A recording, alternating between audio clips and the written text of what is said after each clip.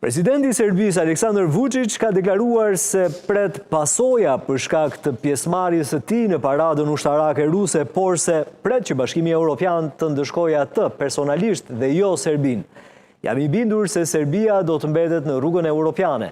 Nëse BE-ja dëshiron të ndëshkojë dikë, le të më ndëshkojë mua. Unë do ta pranoj dënimin dhe do të kërkoj që të mos ndëshkohet i gjithë vendi, tha Aleksandar Vučić për mediat serbe. Ai mbërriti sot në Moskë përmes Bullgarisë, Turqisë dhe Azerbajxhanit, pasi Letonia dhe Lituania nuk i lejuan kalimin e avionit të tij mbi territorin e tyre. Udhëtuam përmes Bullgarisë, Turqisë dhe Azerbajxhanit dhe kur na u lejua korridori, vazhduam rrugën, mbërrita në Moskë, ku më priti zëvendës ministri i punëve të jashtme Aleksandar Krushko, një nga figurat më të rëndësishme të diplomacisë ruse, tha Vučić.